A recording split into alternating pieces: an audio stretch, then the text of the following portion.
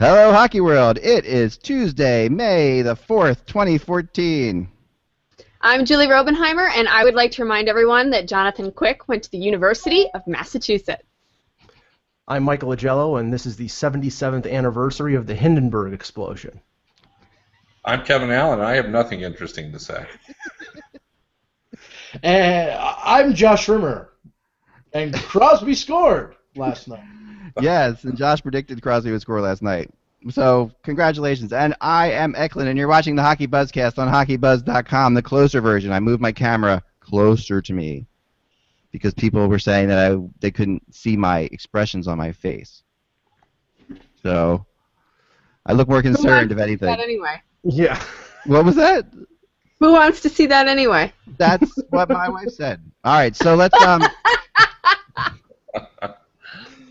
we got breaking news right now. Josh, bend down. So there we go. One day we're going to paint breaking news on Josh's forehead because whenever he gets a text, he leans down, and we think it'd be hilarious. So, but let's go to Kevin Allen first because this is big stuff. Kevin, what is happening in the Music City? Well, Peter Laviolette was named second coach in franchise history. And, for all you euchre enthusiasts, this is essentially a euchre strategy. Whenever you play euchre, when dealer turns down spades, what do? You go clubs. You go opposite. And that's what Predators are doing here. They're going from a defensive coach to an offensive coach. And I think it's a good fit. And there's a comfort level with David Poile and Peter Laviolette because Poile was the GM of the U.S. team and Laviolette was the assistant coach. And he was also the liaison between the coaching staff and David Poile, so they spent a lot of time together. I'm sure they talked a little bit about hockey philosophy. And also, I think it's important that Laviolette's personality is a good fit for Nashville. The coach there still has to sell the game. That's part of the job requirement. And I think he has that kind of personality where I think it'll fit in pretty well in Nashville. So I think this looks pretty much like an ideal hire. He really does. I mean, he works so well in Carolina. I agree with you. And I think that actually he works probably better in these southern, more laid-back states in some ways, even though he is the get-up-and-go coach, remember, from HBO. Julie, I want your opinion on this, but I want you to frame it with a metaphor using the game Parcheesi. Continue. I have never played Parcheesi. All right. Okay, let's see. Twister. All right. Anyway, Josh, how about you? I'm just kidding. That for another day. All right, Jules. Jess, what do you think of this? I mean, we know Laviolette here. We've dealt with Laviolette firsthand. I'll agree with Kevin that definitely part of being the head coach in a market like Nashville is being able to market the game. And we're used to, you and I, we are used to seeing him a little tougher demeanor in Philadelphia. Sure. Being the coach in Philadelphia is a very demanding job. The actual job of it. There's not all this other stuff. But seeing him in regards to the interactions with USA Hockey, he is a fun dude, and I think that will parlay really well into a market like Nashville. Like Kevin said, it would be a really great opportunity. I know that the players in Nashville are excited to kind of just let it go. We always say that it's much harder to motivate a plow horse than it is to reel in a stallion. And in Nashville, it's been kind of the same way. Yeah. But in opposite, they've tried so hard to reel in, and make it a really tight defensive team. I'm very excited to see what happens when Laviolette just says, go at it, and see what these guys can produce on the offensive side of things. And maybe we'll see, a new brand of Smashville hockey, and they'll be scoring 4 or 5 goals a night with really great goaltending on the other end. So it could really be the best of both worlds. Maybe they'll draft a forward in the first round. Maybe. I mean, they really need that. It would be good for them to see. Kevin, you're close to Nashville, so I'm going to stick with you for a second on this because this is a market that I know you and I have both talked about that we just absolutely love this market. And Poile is such a defensive drafting specialist. This is going to be an interesting little twist for him. Yeah, I think it will, and I think even before they hired Laviolette, it's been a running joke that the Predators have to start taking forwards. They've done pretty well in the drafting of defensemen, but Peter Laviolette certainly will let the horses run, but he doesn't have a lot of thoroughbreds in Nashville, so I don't think we can expect him to suddenly be among the top offensive teams in the league. They just don't have that personnel. They don't really even have a number one center. Although, I think there's an opportunity for them to maybe grab one, or at least a 1B center. He's probably a better fit in number 2 center, and that would be Stastny, who will be an unrestricted free agent. I think that would be a pretty good fit. But they're going to have to change the personnel a little bit. I think when you look at Laviolette's history, in every situation when he's come in to a new team, he's improved it. So again, I think this is just an ideal fit. There's a lot of comfort level there. I think they'll be can be just as effective. They still have Pecorine. They still have a strong defense, but I think they'll be a little bit more offensive than they've been in the past. Agreed. Josh, your thoughts here? Yeah, I'm not surprised that Laviolette went to Nashville. I know that there were a couple of teams interested in his services, including the Florida Panthers, because the Panthers, as I mentioned off the buzzcast, that the Panthers are looking for an experienced coach this time. So are the Capitals, apparently. So Laviolette's name has surfaced with a couple other teams. Obviously, what Kevin said, the David Poile Laviolette connection is a big reason why Peter is there today. And like you guys have said as well, the team kind of needs maybe a little work bringing in a little bit of offense. They don't have that star power there. They got that kid Philippe Forsberg from Washington. Maybe they're expecting him to make a bigger step this year. But I think this definitely is going to set kind of a domino effect here now, guys. I think we might see some coaches hired in other places. Now there's 4 vacancies open right now. And like I said, I know the Florida Panthers want to bring an experienced guy in. And a name I keep hearing is Ron Wilson. I don't know how much there is to that. I know Ron wants to get back into coaching. He hired an agent a couple weeks ago stating that he wants to get back into coaching. From what I was told, Ron Wilson could end up in Florida. I guess Mike Keenan, Washington, maybe. You see Ron Wilson and I don't know, working in Florida necessarily, Mike. I see him fishing in Florida. I don't know about working in Florida. I see him golfing in Florida. Yeah. I see him do it. I can't see Dale Talon and Ron Wilson work. I don't know why. Florida. Yeah. Dale Talon and Wilson golfing in Florida. That'll be about right. Good, Mike. Ron Wilson in Toronto really had a problem with the younger players. He had a problem with sort of the communication with some of the younger players like Nazem Kadri.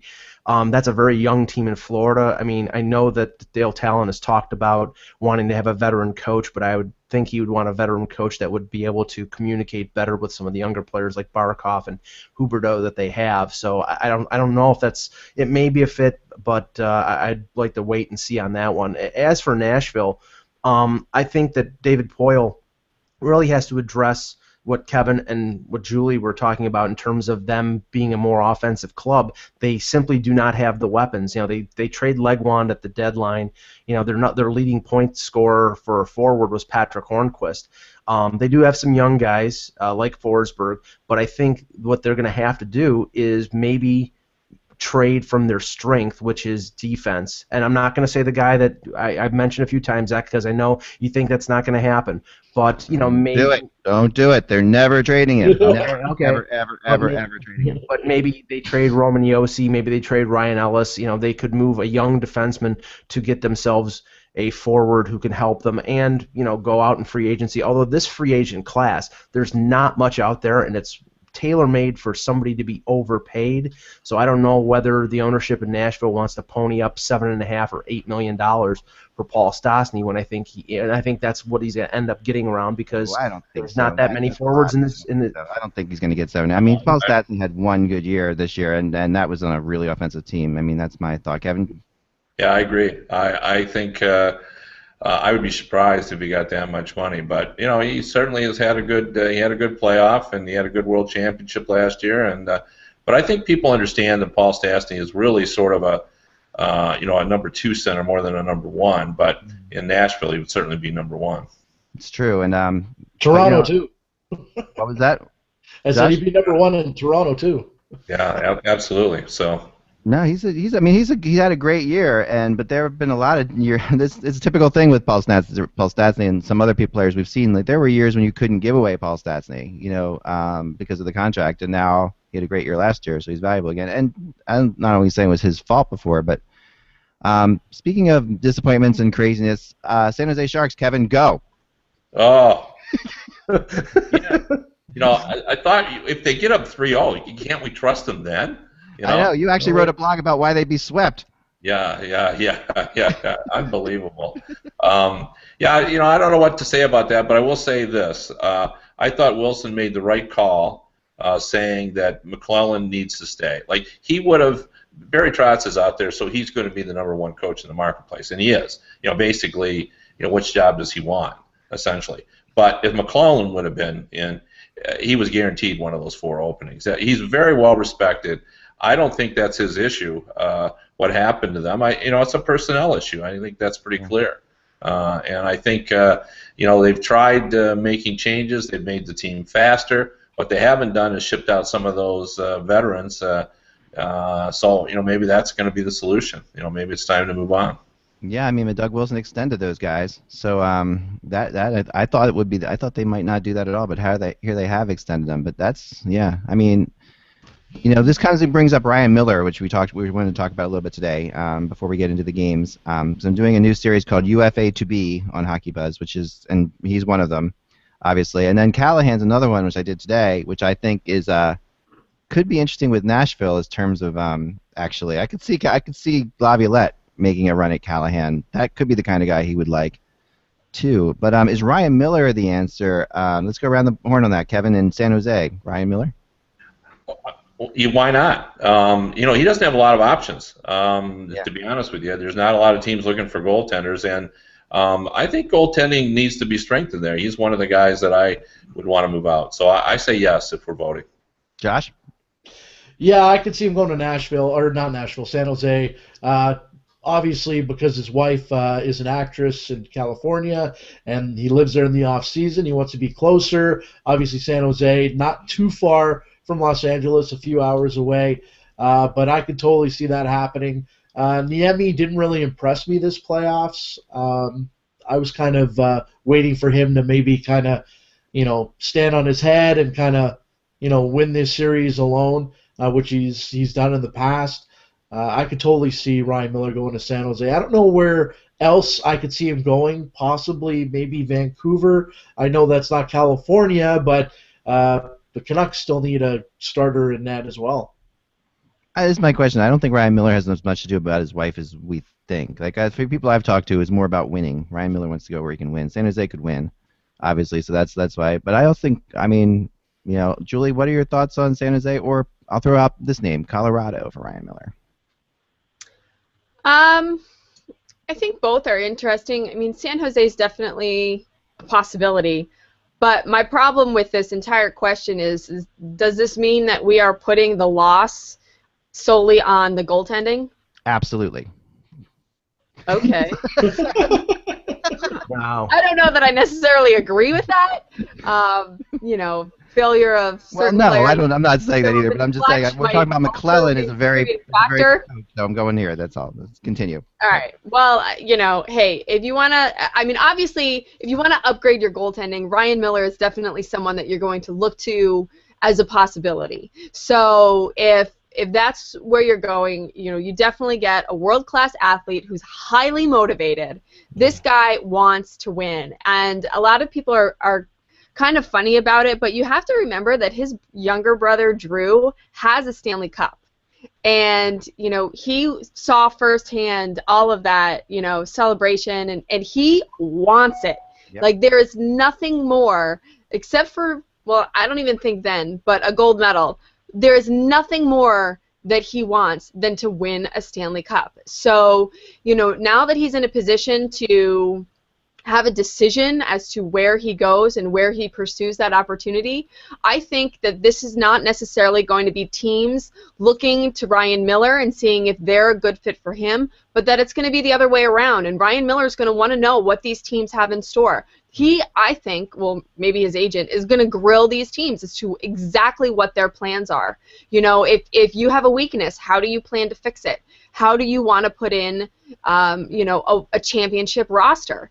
And these are all things that, you know, some people may say, is, kind of a diva attitude. I'm like, well, he's Ryan Miller. He's earned the right to ask these questions and to make this a very educated decision as to where he thinks is going to be the best fit for him, not only personally in regards to, being closer to his wife and, whatever else he considers important in regards to the city that he lives in, but also, more importantly, professionally, and if he can see himself winning a championship within the next few years with this team. Mike, do you think he's earned that right? He's a veteran. He's a free agent. He can go wherever he wants to go, and I think he wants to go someplace where he can win. So, I think that will be a factor. I do think the proximity to his wife in California will also be a factor, and the fact that he realizes at, I think, 33 or 34 years old, he's not going to hit it big in terms of making, $5, $6, $7 million. I think, it fits well with him in San Jose. He'd probably be able to be willing to take a more reasonable contract for 3 or 4 years. But that in and of itself is not the whole problem with San Jose. You're talking about an organization that has reinforced a building with a crumbling foundation. LA is the perfect illustration of that. You have to now, after this team collapsed against LA, move out one of Marlowe or Joe Thornton. You have some good young pieces there with Brent Burns, with Hurdle, with Couture, with Pavelski. That's the new leadership group with Vlasic. But the common thread for all this failure over the number of years is Marlowe and Thornton. And one of them has to go. Maybe both of them, but they have new contracts with no trade clauses, so I don't know if they're going to be willing to go, but one of them has to go for there to be a change with this organization. Interesting. I'm going to be I'm going to go to you in a second, Josh, too, because I know you want to say something on this, but I'm going to be strange here and say, look at what LA's doing with Anaheim right now. Obviously, LA's got 2 wins on Anaheim. Anaheim was the best team in the NHL for a majority of the year, or a good part of the year at least. Maybe the Kings are just really good, and maybe the Sharks just ran into a buzzsaw here. Is that possible, Kevin? Or let's go to Kevin and Josh on that. Josh first. I'm sorry. I promised Josh, so back to you. No problem. Well, I just wanted to say in regards to Ryan Miller, I could see him actually even ending up in Minnesota. There were a lot of speculation before the deadline that Minnesota would be interested in a guy like him, and their goaltending was very questionable as well in the playoffs. I think we could see a few ex-Buffalo Sabres end up in Minnesota. We've heard Thomas Vanek. I think you could call him basically. You'll want to call him the Sabres when it's said and done, because between Pominville and then if they grab Vanek and Ryan Miller, you basically have the core of the Sabres there. Nothing like rebuilding the success of the 2012 Sabres. Kevin. And that was such a winning core, wasn't it? Yeah. Kevin, what are your thoughts on this? Well, just going back to Ryan Miller, too, let's not forget that he didn't play particularly well for the Blues here in this postseason. And, a lot of times free agent acquisitions are based on what we saw from the guy the last time we saw him. And, I think he played very well during the regular season, and he enhanced his reputation, or at least, brought it back to where it was before a couple of seasons ago. But, he's obviously going to find a job. But I don't think around the league they're going to view him like, he's Henrik Lundqvist. I think they see him as a guy who's capable of being among the best goalies in the league. But, you can't count on that like you could like a guy like Lundqvist. I agree. That's for sure. And this is, and although there's been so much talk for such a long time about Ryan Miller as a free agent, it's hard to imagine him not getting a half-decent contract from someone. All right, let's get on to we'll talk about Ryan Callahan probably. Sorry, talk about Ryan Callahan tomorrow. But let's talk a little bit about last night's games. Let's start with Mike. Mike, on let's start with the Rangers and Penguins. Your thoughts on this one? Well, my thoughts are that Marc-Andre Fleury played his best game of the playoffs. I thought he was spectacular last night. And which is strange to say because I had a lot of fault with some of the way he played against Columbus, but I thought not that he stood on his head. He played like the Marc-Andre Fleury that won a Stanley Cup a few years ago.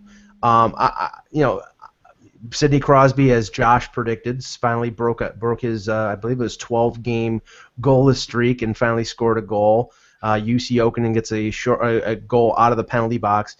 And I believe the Rangers now are 0 for 34 on the power play. That's a killer. I mean, for a team that is questionable offensively on a regular shift basis, 5-on-5, you have to score with the power play, and with the talent that they have, you would think that they'd be able to, but for such a long streak of ineptitude on the power play, I mean, it's going to end up costing them the series because if they can't break out of this.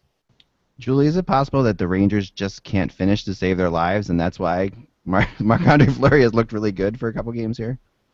No, I don't think that has anything to do with it. I mean, they were talking about it a lot on the broadcast last night, and it's very true in the fact that with as many games as they've been playing, because they went 7 games in the last round and then only had 1 day off to get their act together and get ready for round 2, they really haven't had a lot of practice time. So any adjustments that they've needed to make, they've had to make them on the fly, and likely just through conversation and discussion and maybe some video. Obviously in the postseason, regarding energy and saving all the energy you can, morning skates are not really morning skates, and practices are usually very light, and so I think it's just been difficult for them to make the adjustments that they need to make in playing a different opponent. And it's a very valid point, especially having played 3 games in 4 days to open this round.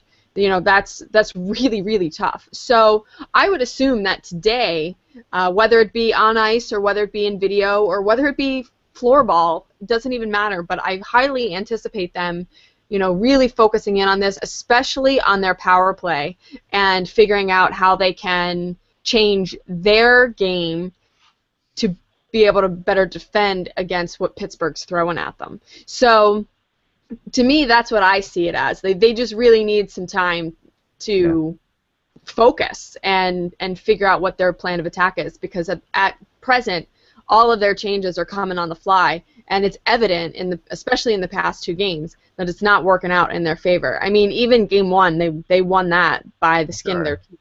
So, they've gotten very lucky. But then at the same time, let's look at this Pittsburgh team. It's not like they've blown them out. They've not been, necessarily disastrously outplayed. Yeah. They've not been as effective.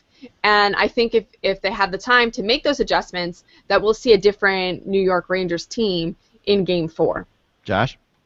Well, I just want to say this is a total different series than it was with the Columbus Blue Jackets and the Pittsburgh Penguins. And the reason I say that is because it was a more entertaining series, I find, the Jackets and the Penguins, than the Penguins and the Rangers. Plus, if you notice a huge difference, the fans, and I don't want to knock the fans too much here, but when the Rangers are down by a goal or 2, they're booing them. They're booing them nonstop. In Columbus, when the Jackets were down 3 goals, they were cheering them to get back into the game. The fans brought that team back into the game the way they were cheering.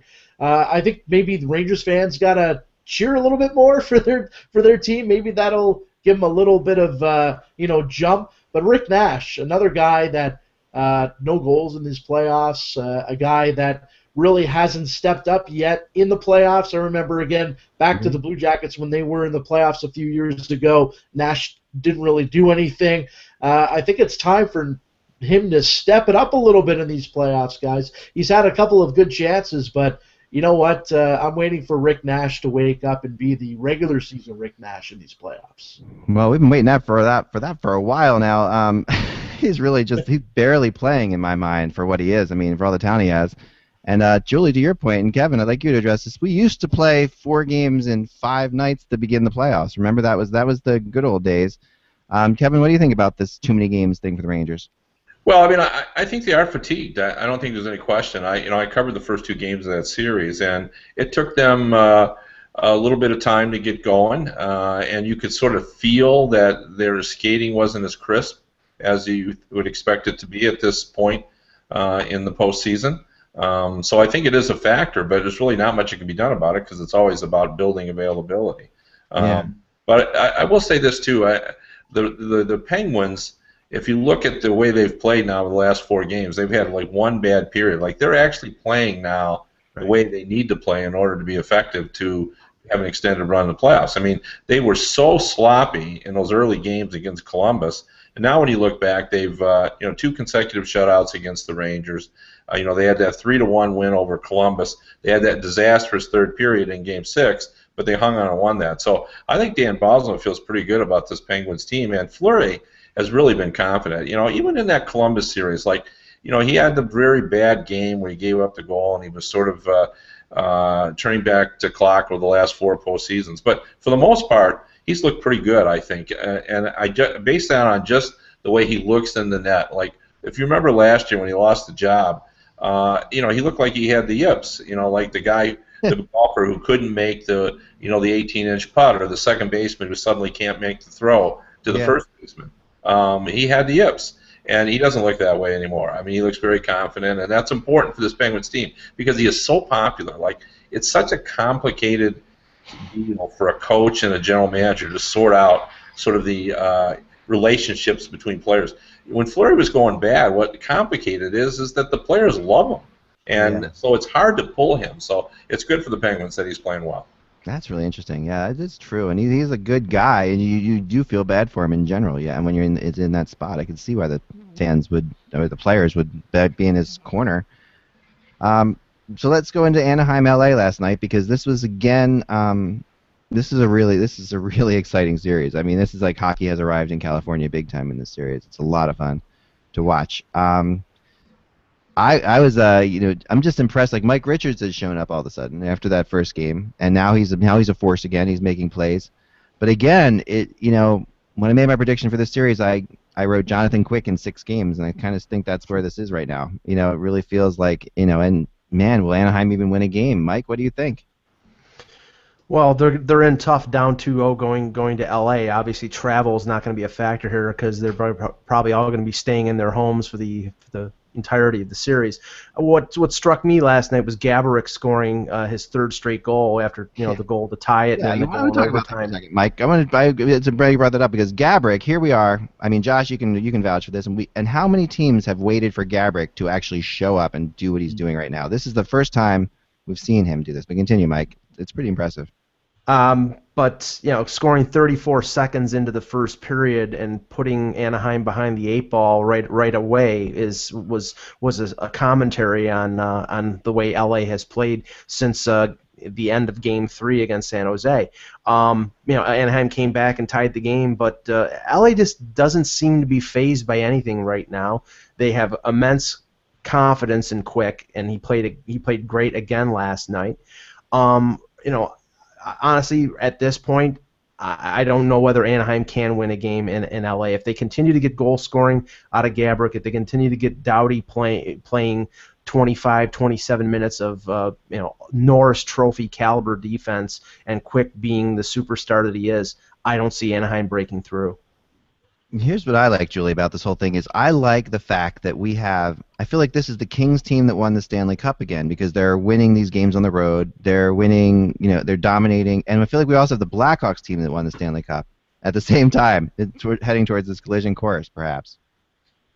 Yeah, I mean, we could even be on pace to have the same conference finals as we did last year. So this could just be deja vu. But I think what we're seeing now is the best version of them. So if they can continue that, we're in for a heck of a round 3, and of course, Stanley Cup Finals. So that's exciting, from my standpoint, especially since Jonathan Quick went to the University of Massachusetts. No. So but it's one of those things where, like I said with Montreal in Game 1 and like with Detroit, they poked the bear. That's exactly what's happened with LA, in both of their series. Actually really more so in the first series. They've been consistent throughout. But, they realized that they are capable of much more and can play much better than they were.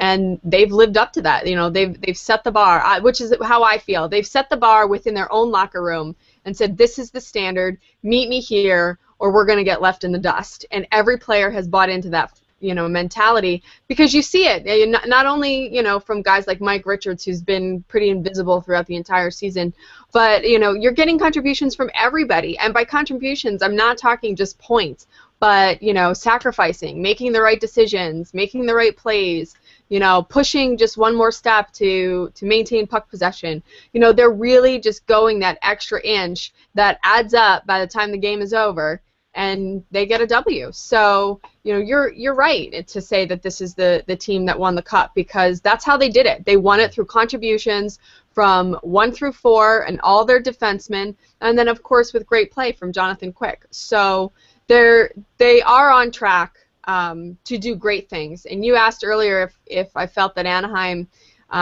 could win. I felt that had they won last night, that they could have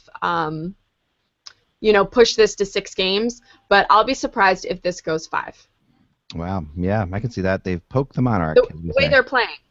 They're just for whatever reason. Yeah. Oh yeah. Anaheim has lost the step on their throat and break their neck mentality.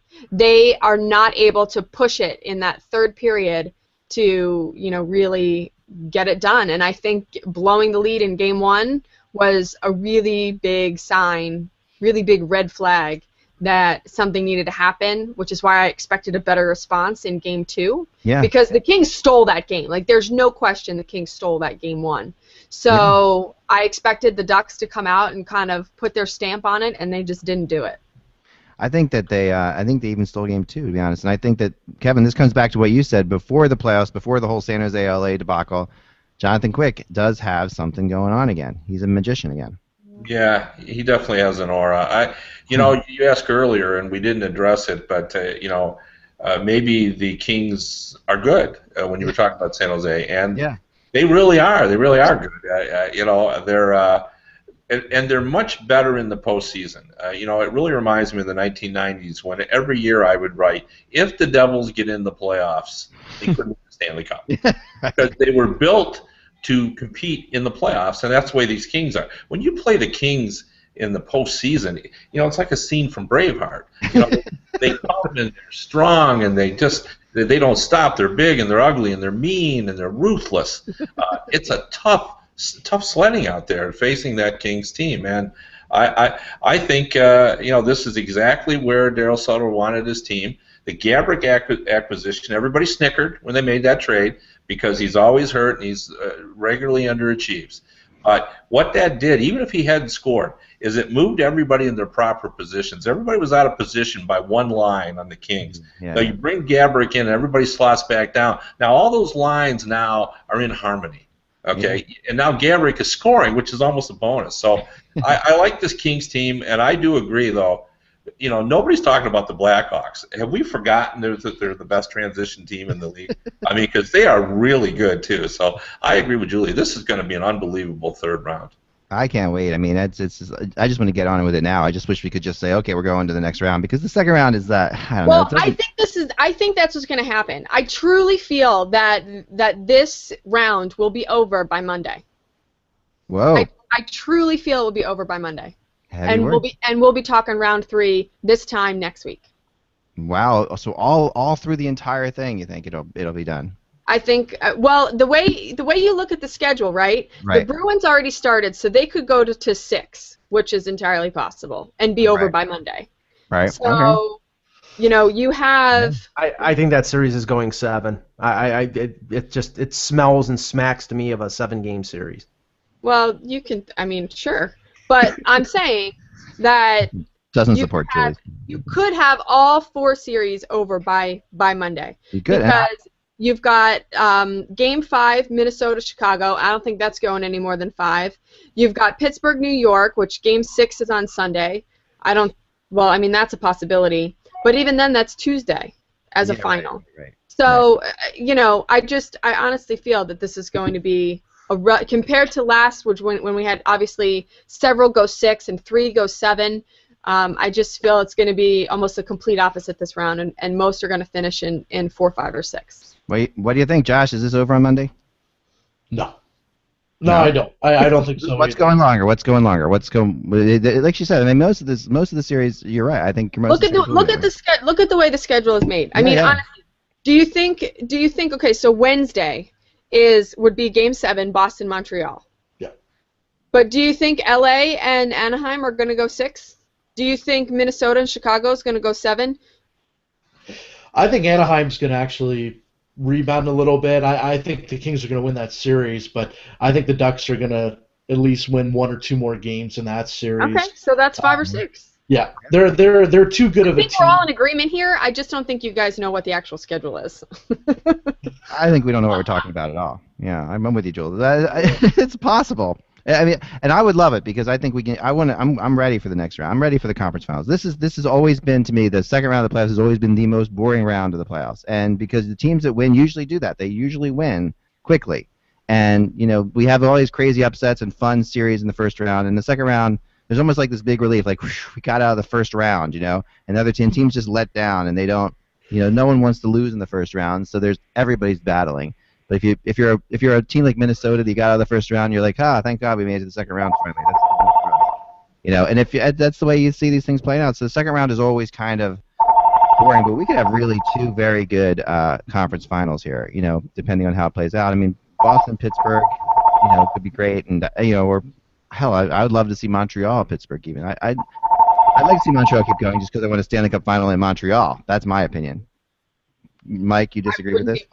We don't want that. No, we don't. Oh, well, Kevin, come on, back me up here. That's the best scenario for hockey writers covering this is Montreal to go to the finals. Come on. Kevin's not listening to you. Kevin. Oh, we lost Kevin. Hello. Oh. Kevin is frozen in time now, apparently. So anyway. No one will back me up here, but that's okay. I will back you up. Thanks, Julie. I would love to go to Montreal for the Cup final. Love it. I would love to go to Montreal for the Cup final if it didn't entail Montreal actually having a chance to win the Stanley Cup. Don't be bitter, Mike. I'm not being bitter. Not a good look on you. At some point, this always deteriorates into this spot. Not a good look on you. Oh, yeah, and so while Kevin, we need to save this picture because this is a great picture of Kevin, by the way. This is like his really like staunch. I wish I could blow it up, but I can't even zoom in on it. All right, so yeah, I mean that I'm with you on that. I think we're pretty much at the end of the show anyway. But I just wanted to touch base. I think we've got tomorrow. We're going to get into more of this coaching stuff. Laviolette thing will be interesting to see how that plays out for sure. And we're also going to find out we might get another coach tomorrow because I agree with what you said, Josh, before. Domino's here. Do you think so, Josh? You really? Yeah, I really do. I think we're going to start seeing a couple of maybe coaches hired here. I strongly believe Florida, Dale Talon let Horacek go because I think he has his eye on someone. I could see the Panthers being the next team to hire a head coach. Yeah.